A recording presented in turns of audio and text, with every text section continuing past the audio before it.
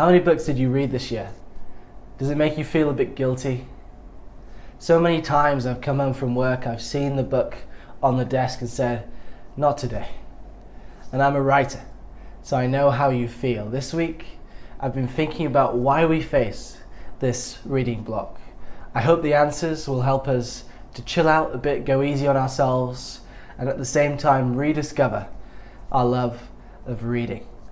I split the video into 3 themes, and for each I'll be running through the problem and the solution.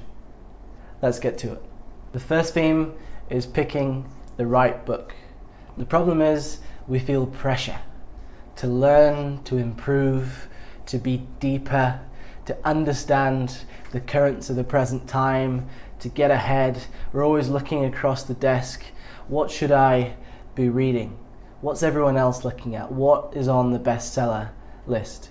Our brain is like a pushy parent that wants the best for their child, but ultimately makes them miserable. And the child is saying, but I just want to read this one instead. The solution is to embrace that child's instinct. What do you enjoy? Would you watch a movie or a TV show if you didn't enjoy it? No, that would be insane. So why do you do that for books? It may be a niche area. Your friends may not be interested in it. They may question your taste, but you won't have to try. It will pull you to read it rather than you having to push yourself to keep moving through those pages. What's more, if you follow your own particular instinct, that will give you a unique perspective on the world that everyone else is missing. So this pressure to get ahead, to read the #1 books that everyone needs to read, actually makes you conventional. You go to a house party and then you find that everyone has bought the same wine, Casillero del Diablo normally, and it's boring. Nobody wants to drink it. Don't be like that as a person. Do something different. Follow your own instincts and read what you enjoy. Make it easy on yourself. The second theme is the effort to reward ratio. The problem here is the question, is it going to give me enough reward in the time I have? And specifically, I bet you're comparing the alternatives of watching a TV series, a movie, or scrolling through YouTube, dare I say it, or Instagram. Those things offer a quicker and more immediate hit for less effort. So reading, by comparison, feels like an uphill struggle. There are 3 answers to this problem. The first is to make it easy for yourself. You spend so much time on your phone because it is right there in your pocket, by your side, on the table. But it's not the same for a book. Why not? You can do this pretty easily. Put it on the bedside table.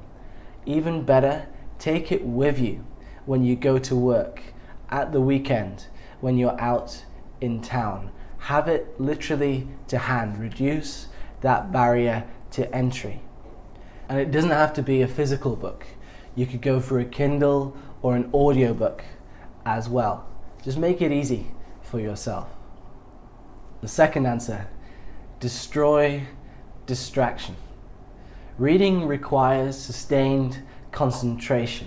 One idea leads to the next idea. You need to recall what you just read in order to understand what you're reading in the present moment.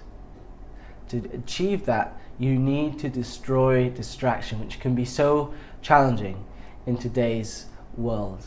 A couple of ideas for doing this. I mentioned at the beginning, when you first get home from work, that is not a great time to be thinking about reading because you've just been commuting, doing the dodgems through hundreds of people. You're tired after using your brain on the 9 to 5. And so what you need is a little buffer zone. You can take 2 minutes literally just to breathe, to close your eyes and think about nothing. It's remarkable the emotional transformation that takes place, and that will get you in the right state of mind where you are open to reading.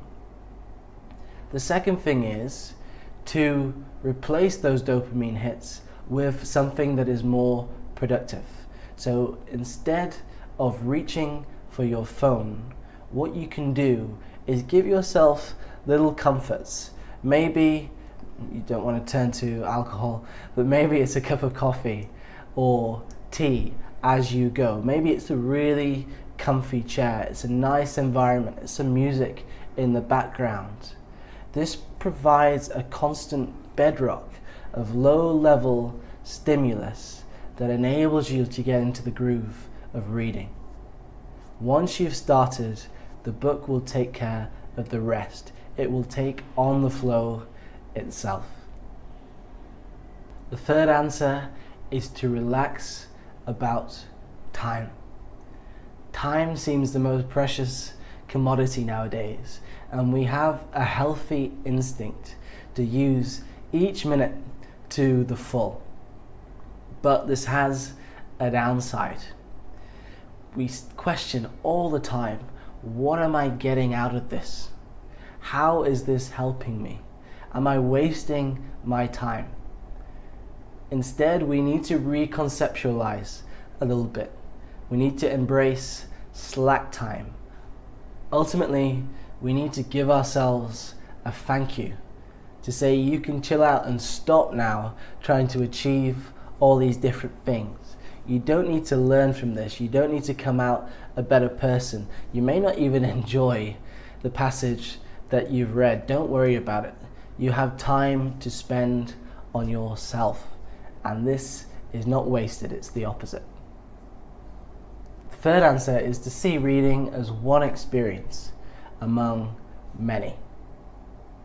There are multiple things in your life that you experience and learn from. It could be meeting with friends, it could be watching YouTube, it could be watching movies at work. These all give you different experiences and different takeaways. See reading as a part of this whole. It is not the be-all and end-all, but it does give you something unique. If you didn't enjoy what you read this week, or you didn't quite get round to it, don't worry, you still have all these other things. The third theme is short on time. The problem here is that we feel we just do not have the time in the day. I actually think the time is there. Think of the hours you spend scrolling through Instagram, for example. I think the problem is my previous theme, in disguise. It's the perception of the effort to reward ratio.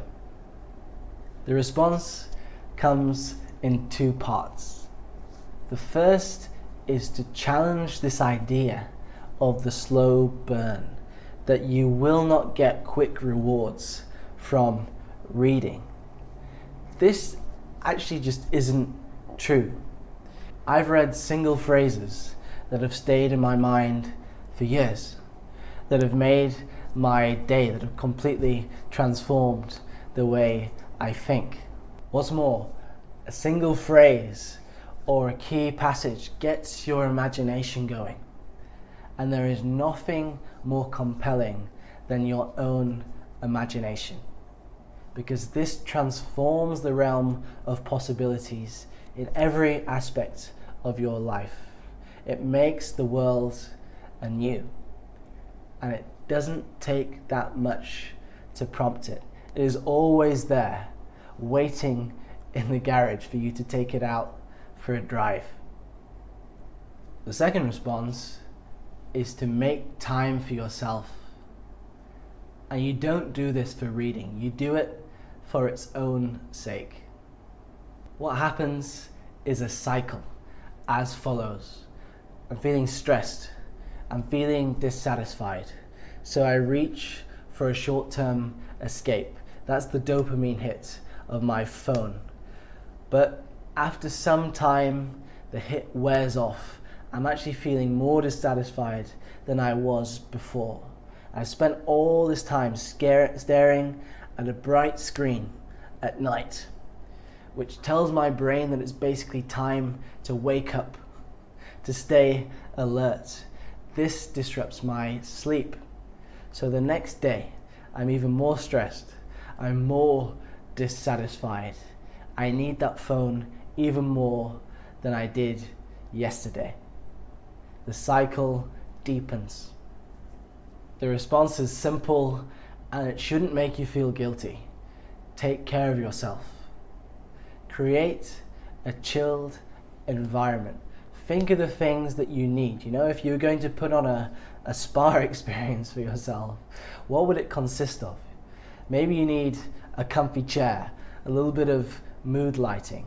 I'm thinking some light jazz in the background. I don't know, maybe you need to watch a comedy to get yourself into that easy, relaxed mood.